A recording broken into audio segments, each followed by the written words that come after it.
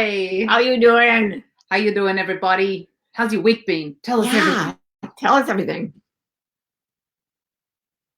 It's not very eventful so far. No, it's been kind of quiet. Did you finish anything? Week. Did you finish anything? Ooh, did you finish anything? That's what I want to hear. That's about. what we're talking about today. Finishing things. Yeah. We're finishing things sometimes. Oh, Marnie comes in first. Marnie, boom, from Michigan. First one boom, and Rose from Michigan Toronto. represents. Hot on her heels. Toronto represents. Donna Toronto. Hi, Donna. Hello, Donna. Kristen, Carrie, and Marianne, and Sonia. Hi, Sonia. Lucy. Oh, hi, Jordy. How you doing? Everybody's here. Yay. That's so nice. It's all our friends. High-fiving everybody. Yeah, it's a happy game. Maruska. No, somebody had an anxiety filled with anxiety. An anxiety filled with anxiety. A week Sounds filled like with anxiety. Mm. Yeah. I know that Sorry feeling. to hear it. Mm-hmm. We will have to talk about it. Hi, Tricia and Devin and Corey and Lori and Daphne and Melanie and everybody. Do we have no? Hi, Ruth. My mate from Down Under. Good to see you. From Massachusetts. Hi, Doug. A man. There's a man here. Where is this man? Doug. Woo. Yeah. Judith and Rose. Okay. Rose finished her taxes. Oh. Yeah, throughout this, you can be putting up things that you have bravely and courageously and with great endurance finished. We're talking about finishing today because we weirdly both of us finished a massive project at exactly the same time. It is. Rhoda's finished her first novel for the second time. Feels like the first time. I shouldn't actually be speaking for you, but you were in Ireland 4 years ago. I just love how you call it my first novel. I just think that's such a great, it's like linguistic support mechanism. My first novel, my first wife.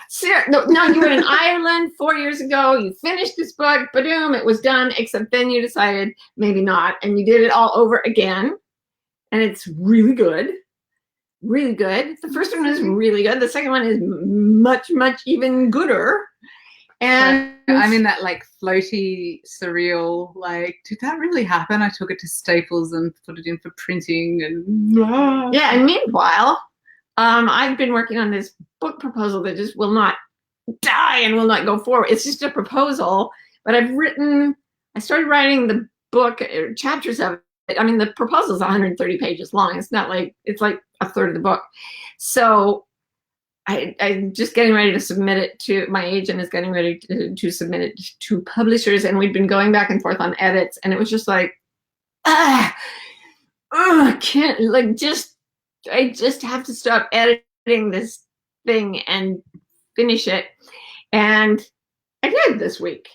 And so we were finishing this thing at exactly the same moment today. And what we have both experienced over the last week is that finishing is not as fun as you think when you're hoping you can finish. It actually has its own entire category of fears that are associated with it. Shall I get out? Are you I can do my little talky talk now. Right, I'm gonna get out of the way so I don't distract them with my face. Congratulations. They're saying congratulations I know, to you. they're and so to me. lovely. So I love nice. you guys. You guys are awesome. Okay, so I want to talk to you about finishing stuff.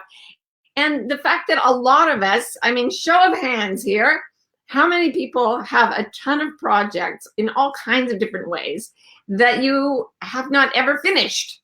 Like, they're all sitting around and you mean to finish them at some point. I have gazillions. And I've looked over the last week at journals that I had from like forever. And all the things I started, and most of the things I started just get chucked aside. And I made a decision like 6 months ago that I was just going to like start doing things. If I started something, I was going to carry it through the finish. But then I realized that fear of finishing comes upon us for a couple of reasons. First of all, there are the reasons that are about our egos. We're afraid when we actually push something to the point where we say it's finished, then we've sort of put our egos on the line. It's like, I have finished this book, or this, I've finished raising my children, or I've finished, I don't know, decorating my house, or whatever it is. Then when you say it's finished, it goes in front of the masses for judgment, at least in your mind. And that's a really scary thing. It's kind of like you want to go skydiving, but the moment the plane door opens and you're looking at the jump, you're like, maybe not. So there's that fear of finishing. And then there's also the fear that if you could just tinker with it a little longer, you'd have perfection. And that can become a tar pit. And this is where I think I was with that book proposal. At one point, my agent even wrote in the proposal, "Stop tinkering, you Libra." I didn't know that she's a Libra. She was talking to herself. I didn't know that she was a Libra, or that Libras tinker, but apparently they do. So all you Libras out there, you know what I'm talking about. Okay, so sometimes fear of finishing is a different thing. It was interesting. Rona had this, she was going to do a major edit to her book, and she got this overwhelming fear that she couldn't do it. And so she didn't make the change. And then she let me proofread the manuscript. And I said, if you had made that change, this would not be as good. So sometimes fear of finishing comes from sort of the wiser self saying, don't keep tinkering, leave it as it is. Like, push it out the door right now. So we've got the ego fears saying, ooh, I don't want to be judged. I don't want to say it's finished. I don't want to stop tinkering. And then we've got the sort of wiser fears saying, don't keep doing it. You're already finished. Or don't do that at all. It's not what you're meant to be doing. So if I were to finish all the projects that were in all those journals that I put in all these years, my life would have gone in directions that it shouldn't have gone in. Not like, I remember I was really pushing to win a grant from the National Science Foundation to study something about Chinese women. And I was runner-up for the NSF grant. And I was like, oh, why can't I finish this research? And that's when I got pregnant with my son, Adam. And it changed my whole life, like right angles. If I'd finished that project, I'd have a very different life. I'd be writing very different books. Who knows? Anyway, so there are different reasons for fear of finishing. So the first thing that you have to look at if you're not finishing something is this something I'm meant to finish? Or is it something I'm meant to let go of? There are two things that I think can help something qualify as deserving your attention to go all the way to the finish. Here are the two things. The first one is that not finishing hurts more than finishing. So if I'd never written a book, if that, like say Expecting Adam, which I also wrote as a novel, tried to get it published, totally failed, had to go write a whole different book, finally wrote it again as a memoir, then finally got it published. If I had not written that book, it would have stayed inside me like an unborn child. There's that story in Clarissa Pinkola Estes' book, Women Who Run with the Wolves, of the stone child, the woman who has one of those horrible conditions where you don't give birth to the baby, but it doesn't leave. So it just stays inside, this unborn thing. And that is not a situation that anybody wants to go through. So if not finishing hurts a lot, you kind of have to push through your fear and finish, okay? The other reason to finish something is that you find it fascinating when you watch other people do it, or when you think about doing it. I was just doing some reading about brain science and attention, and I found there's a really interesting point someone made about how the way to rest attention is to go into our fascination. And they define fascination as attention without effort.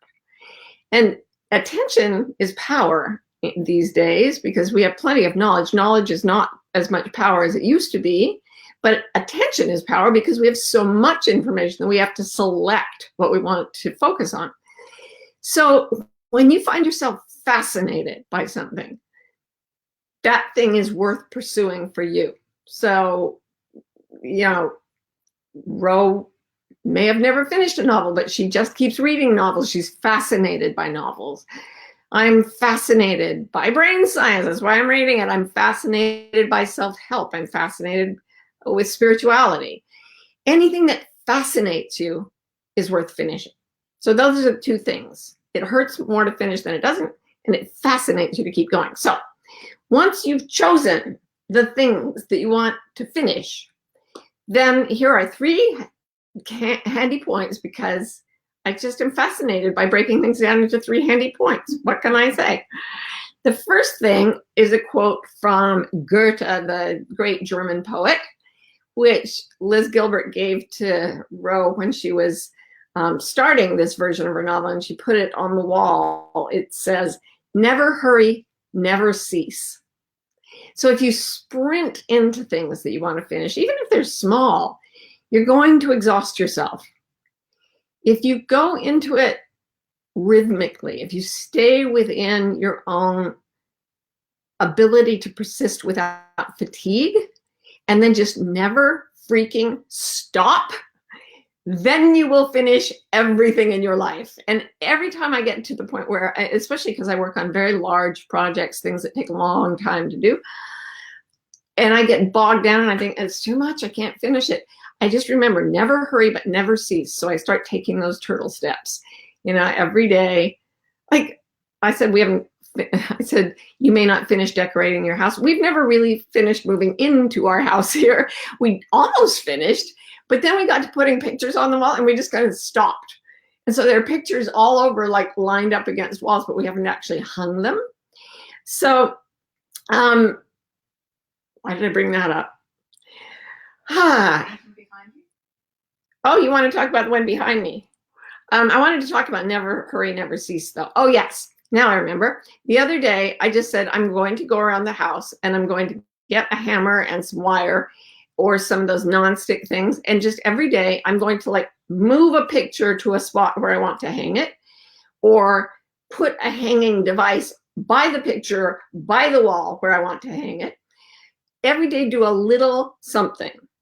And if I just do one thing a day, I guarantee the job will be finished. It won't be finished quickly, but it will be finished. And guess what? It's not finished 6 months into our move. So turtle steps are the best way to get it done, much better than sprinting in. So never hurry, never cease. That's step 1.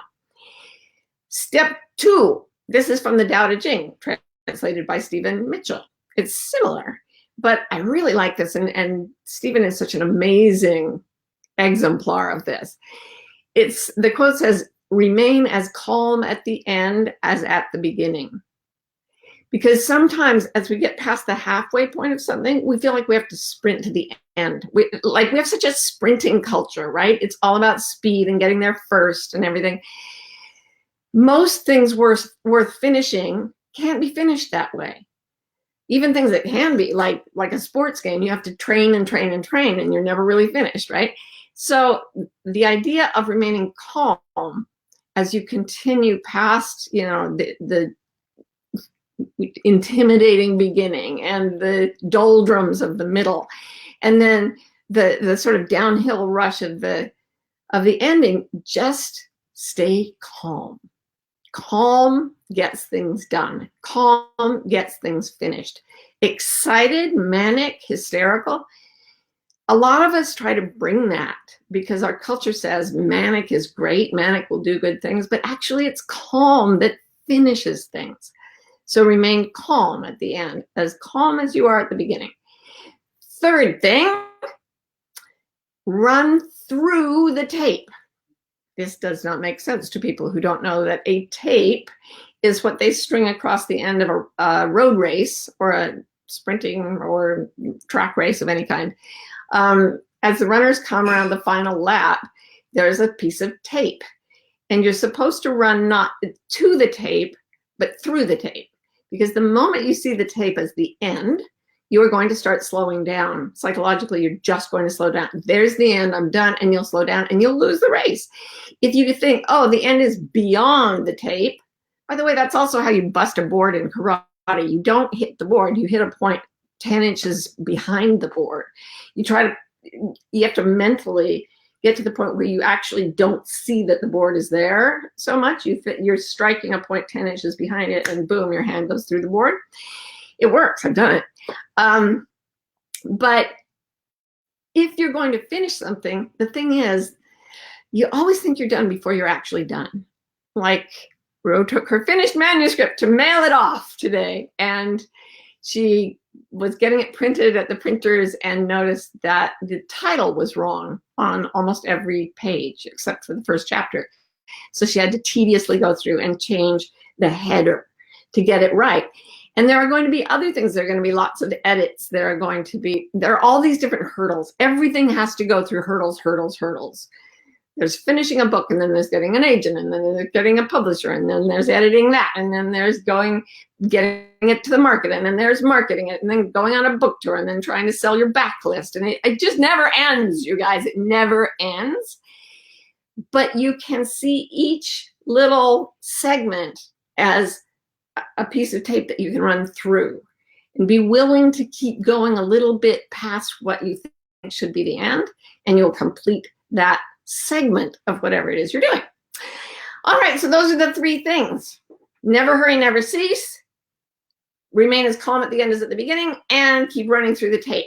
Boom. Now, and I was, by the way, this is one of my, I promised myself I would start finishing oil paintings, because I realized by looking online that every painting goes through a phase where it looks horrible, and I was stopping when it looked horrible and throwing it away because it was so horrible. And I decided I would keep pushing through the point that it looked horrible. So I did paint pictures. Not bad, huh? I've painted several pictures, and this is one of them. And it is of the Delaware River near where we live. I don't know how to set up the shot. Oh, come in. All right. So what I want to know is, what are your questions about finishing things? And I'd also love it if you just shared with each other in the comments, just things you're working on, so that we can all support each other, because that's a huge part of being able to do all this.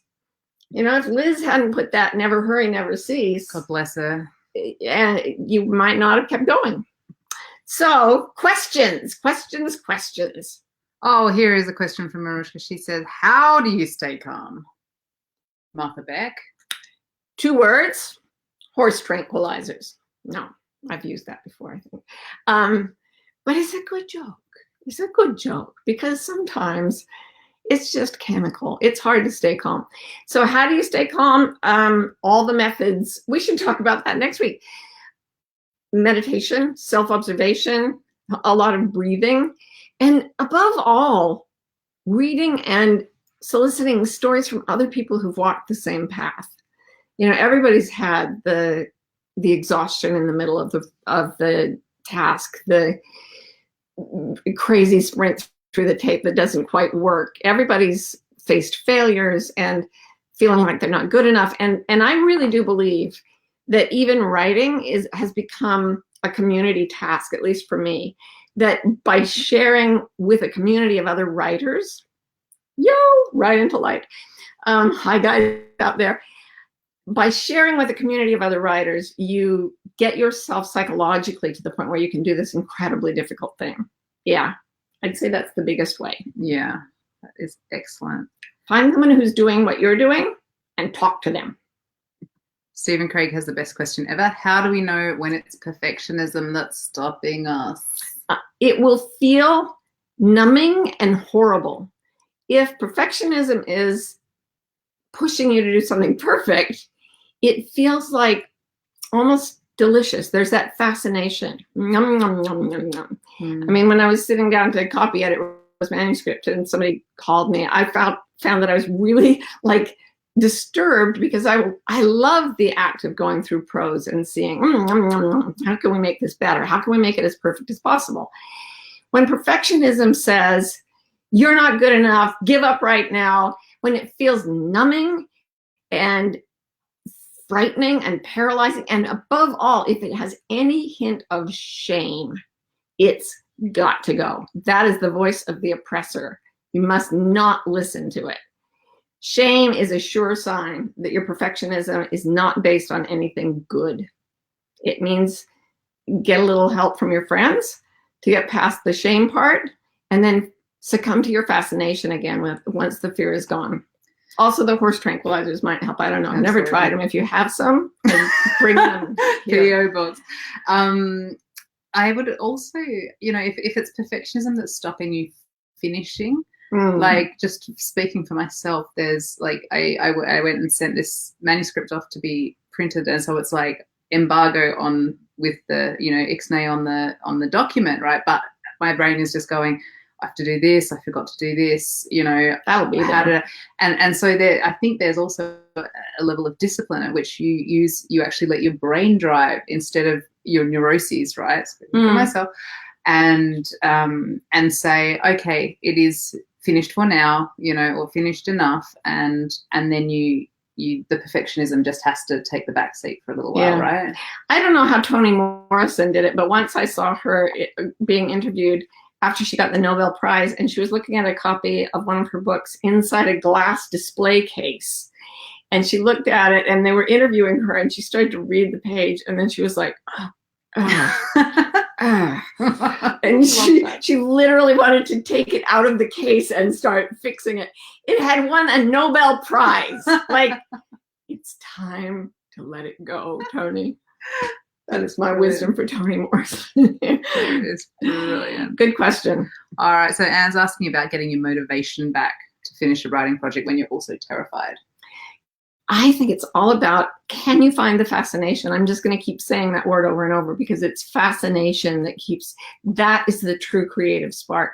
So the way I get fascinated again when I've lost my hope is always, I do things, finish things that are like things you enjoy receiving. So if you're a reader, you're going to like to write.